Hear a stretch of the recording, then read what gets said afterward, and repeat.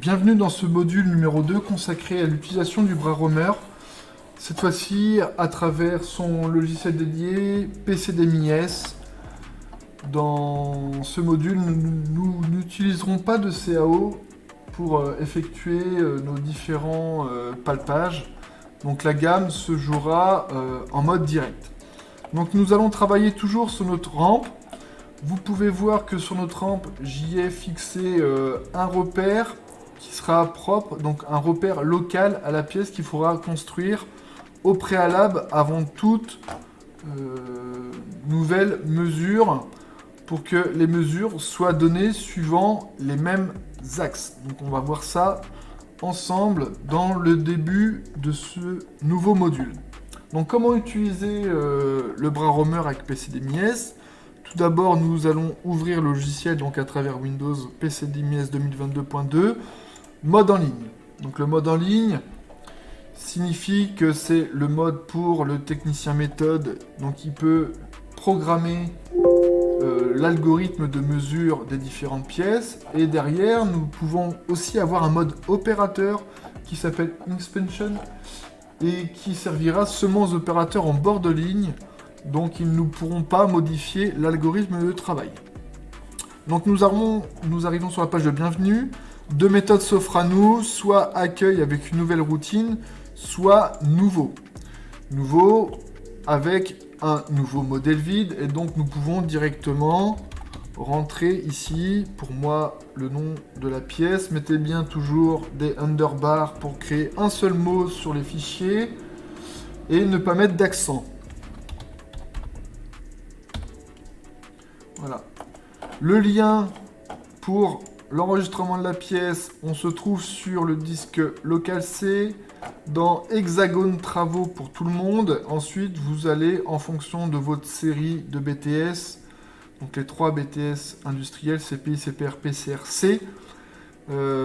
généralement, à l'intérieur de ce travail-là, soit il y a les travaux des professeurs, soit, comme pour les CRC, il y a les travaux des dites promotions.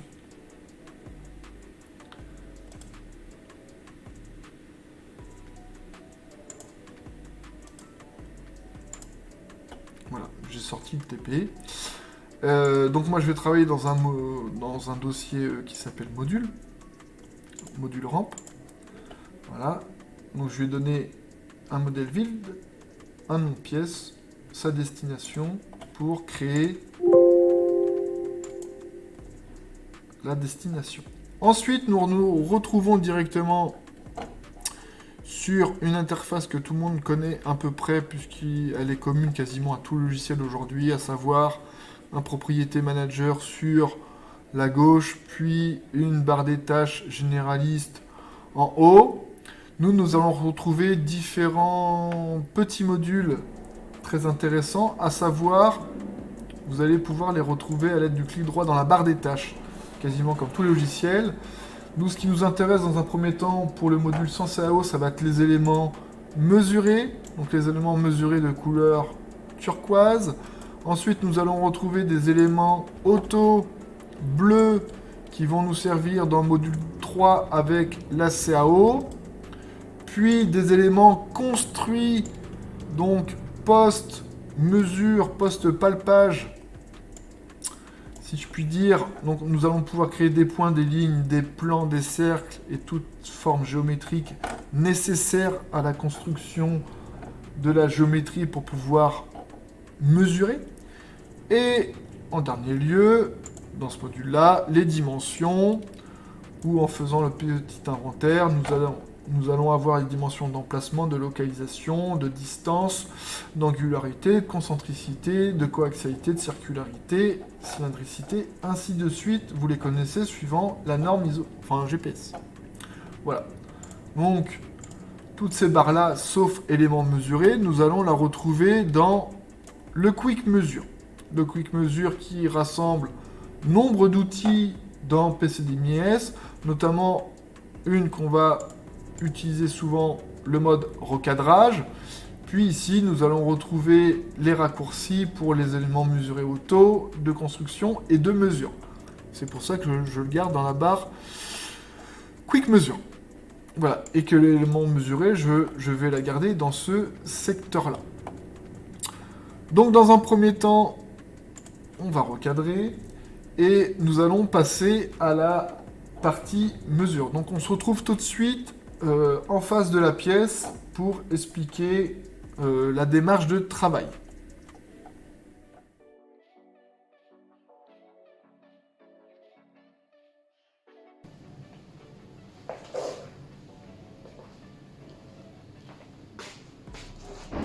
Donc nous voici donc sur l'étape de dégauchissage obligatoire, puisque comme on peut le voir sur cette pièce-là, on doit récupérer un angle, mais aussi une hauteur, ainsi qu'une longueur hors tout.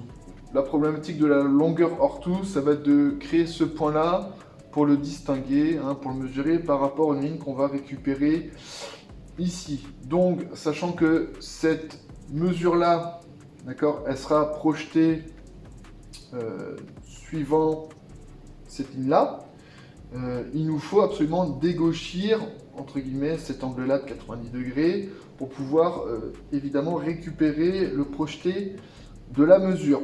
Donc, tout simplement, sur PCDMIS, nous allons dans un premier temps ici palper des plans. Donc pour palper des plans, on va récupérer, on va simuler, hein, on débloque toujours bien les axes du bras. On va récupérer le plan fictif de la table d'assemblage. Donc un petit recadrage, et donc nous avons notre plan. Dans ce plan, nous allons palper des droites mesurées. Donc les droites, pour qu'elles retombent directement dans notre plan, il faut au préalable modifier le plan de travail de projection et choisir le plan en cours, donc le plan numéro 1. Donc ensuite, on peut assez facilement palper nos lignes. Donc, on est bien dans plan 1, on a bien choisi ligne, et donc on va prendre 3 points sur ici le plan intérieur pour fabriquer notre paire. Ensuite, l'autre plan 80 degrés pour fabriquer notre paire. Et donc ça devrait être grandement suffisant. Donc on recadre, le plan devient tout petit. Ensuite, l'opération qu'il faut opérer pour exécuter ce repère-là, et bien donc nous allons créer un point d'intersection comme nous l'avons déjà vu dans l'étape de présentation du logiciel. Donc ce point d'intersection-là, deux méthodes, soit on prend les deux dernières lignes, on choisit auto, ou soit au lieu de choisir la méthode automatique, nous pouvons prendre la méthode déductive. Ici on veut une intersection. Donc on crée cette intersection-là et donc on a notre point. On a notre plan, on a notre ligne, on a notre point. Donc le plan pour la normale à Z, notre ligne pour le X et notre point pour bloquer le Y sur cette ligne-là. Donc dans la construction, c'est assez simple pour assujettir un nouveau repère ici. Dans le module Quick Measure, nous avons ici même un module d'alignement. Ce module d'alignement, nous allons créer un nouvel alignement, donc c'est le deuxième icône.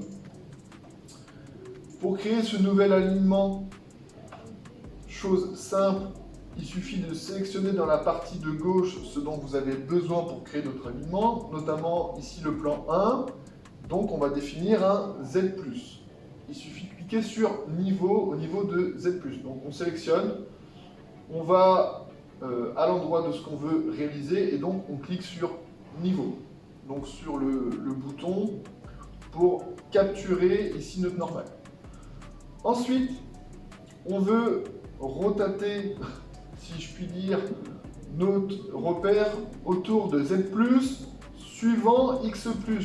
X+, ça va être notre ligne 1, et donc nous allons bloquer la rotation autour de cette ligne-là. Et enfin, nous allons bloquer le repère qui est pour l'instant glissant sur le point 1, qui est le point d'intersection que nous avons créé au préalable. Et donc nous allons cliquer sur Origine. On peut voir directement dans la fenêtre, ici, notre repère qui est créé de la même façon que sur notre modèle PDF. Voilà, avec Z normal, X à droite, Y vers le haut, Z normal, X à droite, Y vers le haut. Voilà. On clique sur OK et donc on a un nouvel alignement. De cet alignement-là, nous allons pouvoir travailler dessus, puisque ici dans la barre qui s'appelle Réglages, que je vais remettre ici, hop. Dans la barre de réglage, on avait le repère de démarrage et maintenant nous allons travailler dans un repère qu'on appelle A1, qu'on peut évidemment renouveler, mais on verra ça plus tard dans des modules avancés. Voilà.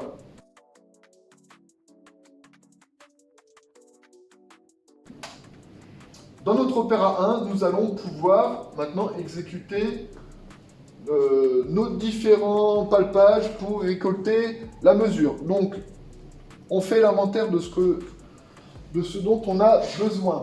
Donc, suivant le plan PDF, à savoir 3 cotes à fabriquer, une cote de 170 de haut. Donc, vous voyez que la cote 170 de haut, elle est en contact avec le haut du tube.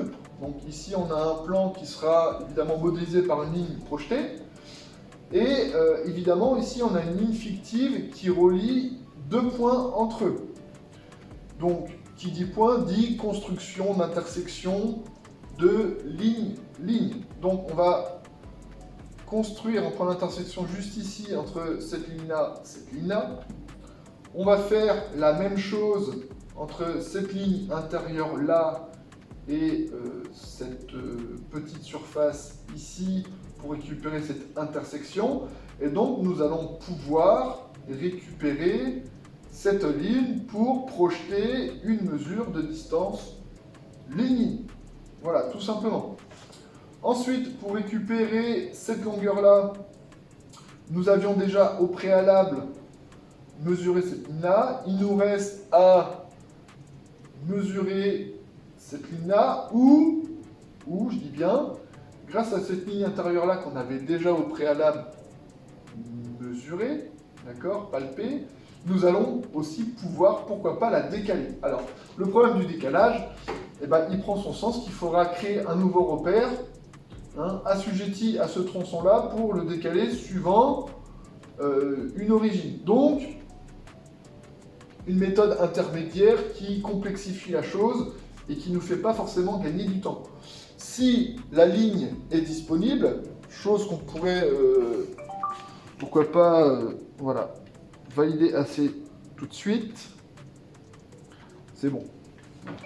Donc il faut toujours bien, si possible, rentrer à 45 degrés, soit sur les cylindres, soit sur les plans, en partant évidemment de l'intérieur. Chose que je viens de valider, donc on pourra palper cette ligne-là pour créer le point d'intersection. Une fois qu'on aura le point d'intersection, vu qu'on aura déjà palpé la ligne ici à droite, nous pourrons directement récolter la mesure ligne-point suivant une distance X pour récupérer notre 637,91. Espérons que ça se passe correctement. Et la mesure la plus simple, eh ben, notre ligne fictive ici construite, nous l'avons déjà. La ligne intérieure, nous l'avons déjà. Donc récolter la mesure de 25 degrés devrait être assez simple. Donc on est parti sur PC Dignes pour créer notre algorithme. Donc ce qu'on peut faire dans un premier temps, c'est cacher la ligne 1, cacher la ligne 2, Alors pourquoi? Tout simplement parce que c'est des éléments de construction qui nous ont permis de créer un alignement. Voilà. Et donc cet alignement-là, on va repalper par-dessus, d'accord? Pour justifier la mesure une nouvelle fois, tout simplement. Donc on est parti pour la construction, d'accord, du 170. Donc c'est parti, on va, dans un premier temps, vu que 170 avec un transfert de cote, on va reprendre notre ligne intérieure, parce qu'on voit que ici, je vais avoir extrêmement de mal à prendre l'entièreté de la surface extérieure du tronçon. Donc, au lieu de vérifier un 170, on va vérifier un 150, vu que les tronçons ont pour section 20-20 par 2. Donc c'est parti. Au préalable, oui, je suis toujours en... Alors, attendez. Faut pas se mettre en plan de travail, évidemment. On se remet en plan 1. En plan projeté, pour récupérer des lignes. Faire très attention avant chaque manipulation de bien vérifier si vous avez tous les paramètres de mesure. Donc c'est parti. Donc si possible, 45 degrés en venant de l'intérieur. On valide. Ensuite, donc une fois qu'on a ça, cette ligne-là, on veut récupérer ici la ligne fictive. Donc il me faut ce tronçon-là, ce tronçon-là, ce tronçon-là, ce tronçon-là.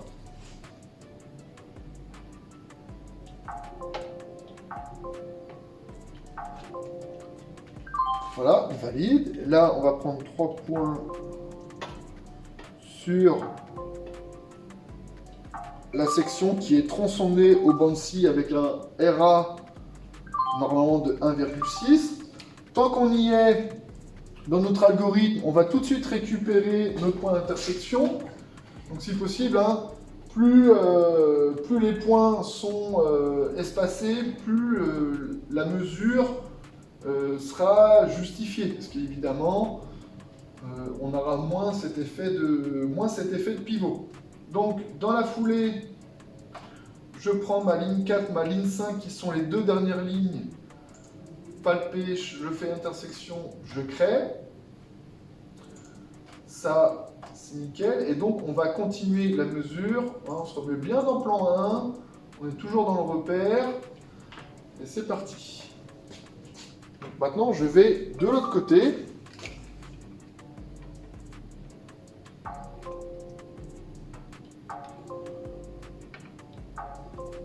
On valide. Et là, je vais essayer de passer. Vous voyez que l'ergonomie de travail, ça compte énormément.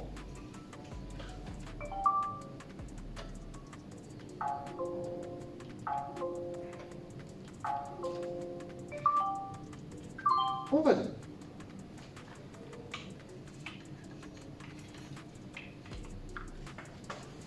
Donc, une fois que vous avez compris les points projetés pour les géométries que j'appelle moi 2D, le mieux c'est de travailler avec des lignes projetées. Donc, point de construction entre ligne 6, ligne 7, on crée. Voilà. Donc, le point est ici, ligne 7. Le point est ici, ligne 5. Et donc, dans la foulée, on va créer une droite construite entre nos deux derniers points. Voilà. Et donc, on a bien notre ligne 8. Une fois qu'on a notre ligne 8, on va pouvoir vérifier directement dans la foulée notre mesure. Donc, la mesure, on l'a vu précédemment, c'est le bloc rouge. Donc, ici, on est sur une dimension directe. Donc, à vous de relire la norme. Pour l'instant, je vais mettre des tolérances de 0,5. Donc, là, ici, c'est la norme sur les constructions soudées. On sait normalement que le nominal est de 150. Et donc, nous, on veut vérifier ligne 3. Alors, si on veut être dans le bon sens, par rapport à Y ici, va falloir prendre ligne 8 en premier élément et on va aller reprendre notre ligne 3 en deuxième élément pour travailler dans le bon sens. Et donc on va vérifier ça par rapport à l'élément Y. Donc on met un nominal à 150, on crée, on ferme. Ici, donc on est bien sur le repère A1. Donc on va pouvoir éditer rapidement le rapport pour voir ce qu'il en est. Donc la valeur nominale était de 150. On a une tolérance, on voit qu'on dépasse la tolérance, donc on a une déviation. Ici, il nous dit qu'on est hors tolérance d'un dixième seulement, et donc il nous met ça en jaune. Donc il suffit de faire exactement la même chose pour le reste. Chose simple qu'on pourrait faire du moment qu'on a la ligne 8 et la ligne 6, tout de suite c'est notre mesure d'angle, donc dimension d'angle. Pareil, si on veut balayer dans un sens trigo X, Y, il faudrait prendre ligne 8, ligne 6. Voilà. La mesure d'angle sur 25 degrés, ça doit être 30 minutes. Donc 30 minutes, ça fait 0,5. On a un nominal de 25, on crée, on valide, et on vérifie. Ici, cette fois-ci, la tolérance, on est plutôt bon, on a une déviation de 137 millièmes. Donc la mesure est de 24,863 degrés. Il nous reste la dernière mesure un petit peu plus compliquée, qui sera ligne point. Donc, en plus, ça sera un point ligne, puisque pour mesurer dans le sens X positif, il va falloir prendre le point en premier. Donc, pour créer ce point-là, on avait dit tout à l'heure qu'on pouvait palper notre droite projetée derrière. Donc, c'est des choses qu'on va faire tout de suite. On vérifie toujours qu'on est sur le bon alignement et dans le bon plan. On est bien sur droite mesurée en cours. Et donc, on y va. On déverrouille l'axe. Hein, vous voyez, j'ai encore suffisamment de liberté. Et on prend 3 points suffisamment espacés, toujours évidemment sur le plan. Hein, et non pas sur le... Et non pas sur l'arrondi. Donc, notre ligne est arrivée à l'écran. On voit qu'on a une ligne 7 et une ligne 9. Donc si vous avez compris, eh ben, on va tout de suite créer notre intersection ligne 7 et je peux cliquer directement sur ligne 9 si j'ai envie, aussi dans la fenêtre graphique. Par contre, ce que je ne comprends pas, c'est que dans la fenêtre graphique, ma ligne... Pardon, ouais, c'est bien ce que je pensais. Ma ligne n'est pas arrivée à moins qu'elle se soit insérée entre-temps. Parce qu'en fait, l'algorithme, il suffit de se mettre là et il met directement la ligne mesurée au passage. Donc je vais la refaire juste après l'angle. Donc parfois, ce qui peut être bien, c'est de changer de bouton de mesure. Donc passer du plan à la ligne pour réactiver la ligne. Donc là, hop, plan de travail, plan 1. Dans le repère A1, je refais. Soit je n'avais pas validé avec le bouton à droite. Donc il faut toujours bien... Elle est apparue. Et dans... Donc je me dépêche parce que ça a sonné. Et dans l'algorithme, elle est apparue aussi. Donc on fait tout de suite notre intersection point. Donc... ligne 7 en cliquant directement dans la fenêtre graphique, ligne 9, créer, on a notre point et on va pouvoir faire notre mesure entre le point numéro 4 et la ligne 4 qui est bien la ligne extérieure pour avoir le hors tout. On est toujours sur... Je suis en vidéo. On est toujours sur 5 dixièmes. On va valider Alors, c'est une ossature hein, faite par un élève. On est sur 637,91 suivant X. Donc, on va cliquer sur l'axe X, 637,91, et là, on voit qu'on est complètement hors tolérance par rapport à ce qui a été fabriqué. Donc, il se peut que elle ait été faite complètement dans le vide au moment du bridage.